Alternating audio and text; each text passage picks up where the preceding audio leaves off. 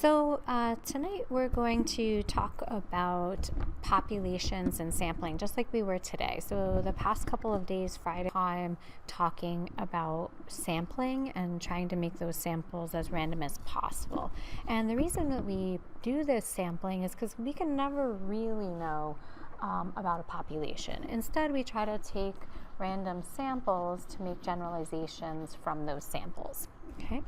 We use the letter P to write about a population, and we use P hat to write about a proportion of the population.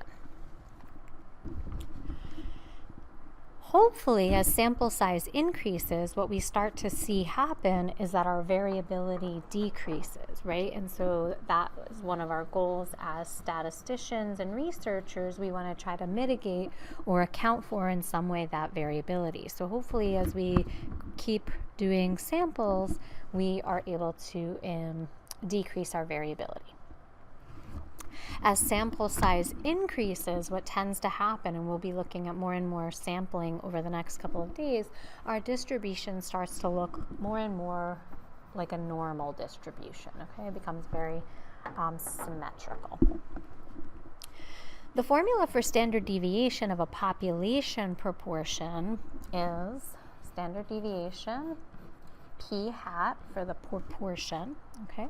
And that's equal to the square root of P hat times 1 minus P hat divided by N, okay? And let's identify some of those parts, okay? So the N represents your sample size, as it has for the past several days in our exercises, right? And then another thing that you should know is that P hat and 1 minus P hat, these should always add up to 1, okay? Now you'll have to forgive me because sometimes I'll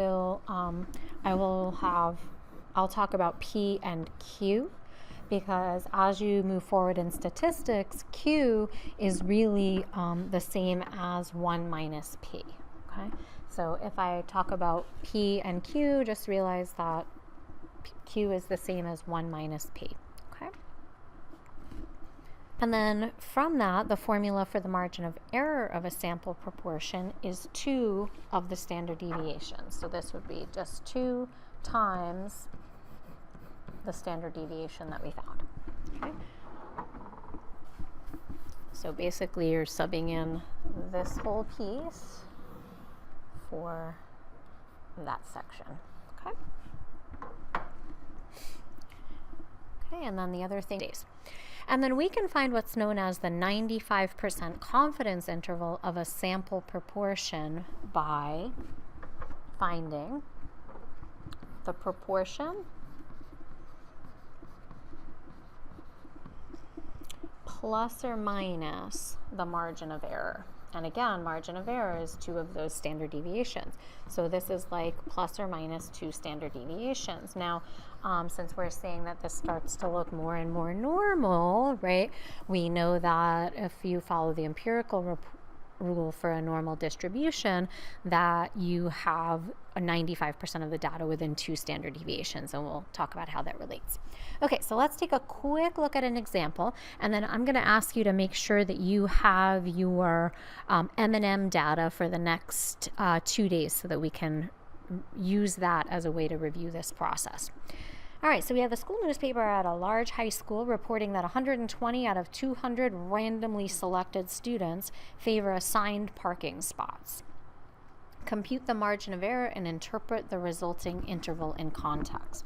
Okay, so let's identify what we have. Our sample size is 200, right? There's randomly selected 200 students. Our P hat would be the proportion of students that prefer or are in favor of assigned parking spaces. So that would be 120 out of 200. And then, of course, we can express that as a decimal, which is 0.6. Okay? And so then in order to calculate our margin of error, that's going to be 2 of the standard deviation. And the standard deviation is the square root of P 0.6, right? And then 1 minus p hat, which would just be 0.4, divided by the total number of students in our sample size. And so, so we'll do this on the calculator, control. Okay, and then we'll put our fraction in. So we have 0.6 times 0.4 divided by 200. So we get that, and then times 2. And again, we could have put that in at the beginning. So we have about 0.60693.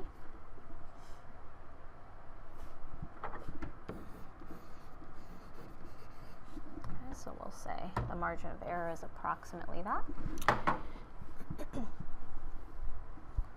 Okay, and so then it's asking us to interpret the results in context, right? So we are going to talk about our confidence level.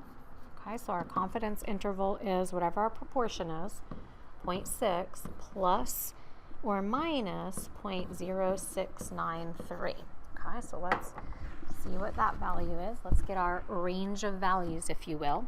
So we'll take 0.6 plus 0.0693, and then we'll do the same thing, but we'll subtract. Okay, and so we have our range, 0.5307 to 0.6693.